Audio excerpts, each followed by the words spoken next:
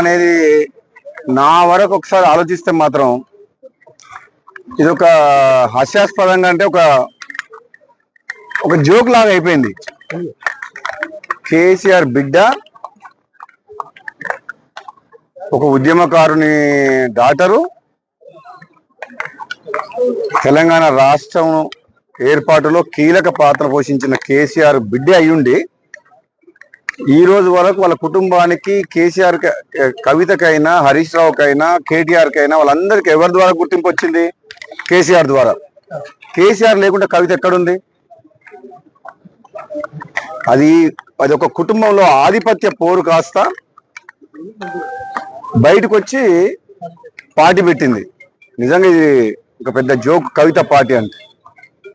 కవిత definite గా మొట్టమొదటి సమావేశాలనే ఒక ఆడ కూతురు ఆడపిల్లకు తండ్రి అంటే ఎంత ప్రేమ ఉండాలి. ముఖ్యంగా తండ్రికి కూతురు అంటే అంతే ప్రేమ ఉంటుంది, కూతుర్లకు కూడా తండ్రి అంటే అంతే ప్రేమ ఉంటుంది. ఆయన ఒక ఉద్యమకారుడు. కేసీఆర్ తెలంగాణ రాష్ట్ర ఏర్పాటులో కృషి చేసిన వ్యక్తి. అటువంటి వ్యక్తిని స్వయాన కూతురే ఆ విధంగా మాట్లాడడం అనేది డెఫినెట్ గా ఆమె మొట్టమొదటి సమావేశంలోనే తప్పు చేసింది. దాంతో తెలంగాణ ప్రజలందరూ కూడా ఆలోచించుకుంటారు ఏమని, ఇక తండ్రిని గౌరవించుకోలేని మనిషి ప్రజలకు తల్లి ఎట్లయితుంది? ఇదైతే నేను తీవ్రంగా బాధతో చెప్తున్నా. చాలా తప్పు మాట్లాడింది కవిత.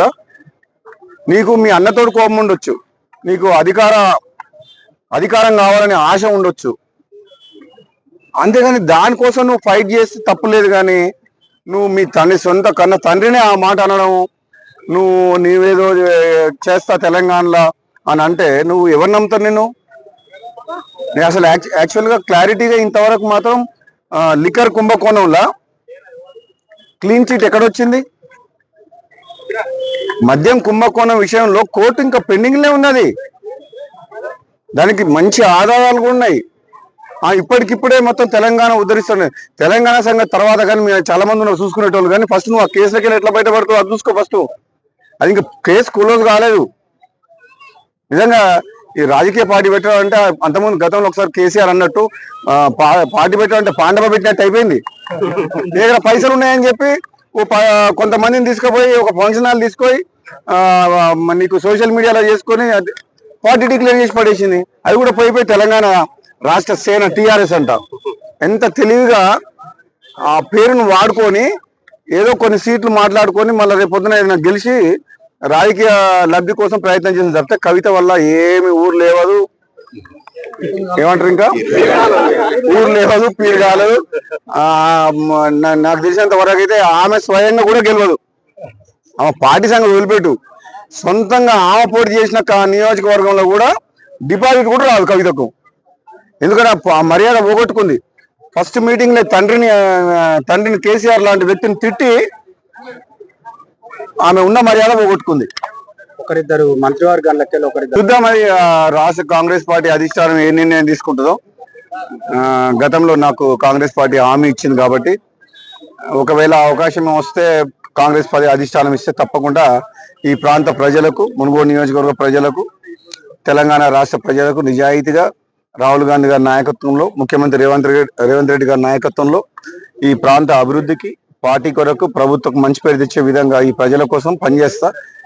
నాకు కూడా నమ్మకం ఉంది. తప్పకుండా కాంగ్రెస్ పార్టీ అధిష్టానం ఇచ్చిన మాట నిలుపుకుంటుందని నాకు పూర్తి విశ్వాసం ఉంది. ఈ 5 రాష్ట్రాల ఎన్నికలు అయిపోయిన తర్వాత నాకు కూడా అనిపిస్తుంది తప్పకుండా మంత్రివర్గ విస్తరణ జరిగితే అధిష్టానం నా విషయంలో తప్పకుండా సీరియస్ గా ఆలోచించి నిర్ణయం తీసుకుంటుందని చెప్పి నేను అనుకుంటున్నాం. డెఫినెట్ గా ప్రపంచంలో ఎక్కడ యుద్ధమైనా సరే మనం ప్రపంచ దేశాల మీద ఎటువంటి ముడి సరుకుల మీద ఆధారపడ్డప్పుడు ఆ యుద్ధ ప్రభావం అనేది భారతదేశం మీద ఉంటది. కాబట్టి డెఫినెట్ గా మనకు ఇప్పుడు డీజిల్ కొరత, పెట్రోల్ కొరత ఉన్నది. అది టెంపరీ సమస్యనే. కాబట్టి రాబోయే రోజుల్లో యుద్ధం ముగిసిన తర్వాత మనం ఆటోమేటిక్ గా నార్మల్ అయిపోతుంది. కాబట్టి దాన్ని రాజకీయం చేయాల్సిన అవసరం లేదు. కేంద్రంలో బీజేపీ పార్టీ ఉంది, రాష్ట్రంలో కాంగ్రెస్ పార్టీ ఉంది. కాబట్టి ఒక ప్రత్యేకమైన పరిస్థితి, యుద్ధ వాతావరణం వచ్చినప్పుడు మనం అర్థం చేసుకొని ప్రజలందరూ కూడా సహకరించాలి తప్పితే దాన్ని కూడా రాజకీయం చేయడం కరెక్ట్ కాదు అని చెప్పి